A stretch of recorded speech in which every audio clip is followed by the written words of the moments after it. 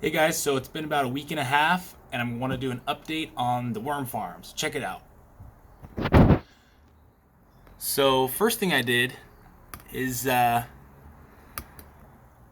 the top of the bin, I put air holes in, and I just took a knife and did like a square so I can get some air. I didn't want to make them too big because the worms are actually getting on top of the lid on the inside and could probably get out if they were too big. So let's open it up and check it out.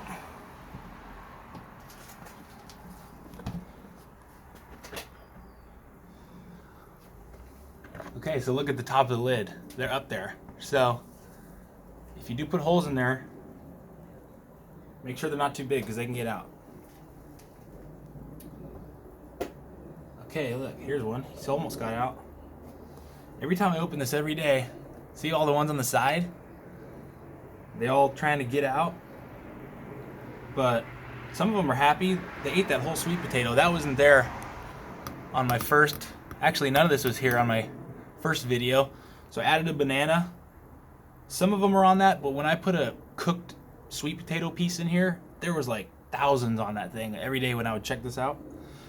I put some eggshells. All this is organic.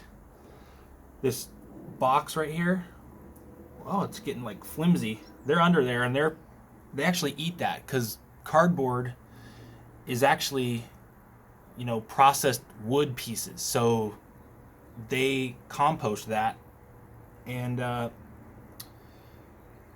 if you do put cardboard or paper in here, make sure there's no like paint or ink on it. Some people do newspaper, and I've heard the ink on the newspaper is a soy ink, so it's okay.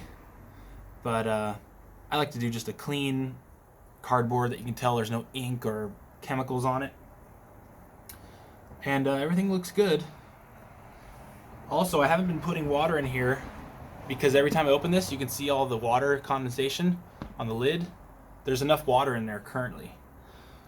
And also, another reason why I put the holes in there, not only for the oxygen, but to let some of the water out. So, that's the update. Hope you guys liked it. And maybe this weekend I'll take some of these worms and go fishing and make a video for you guys. So, hope you liked it. We'll see you later.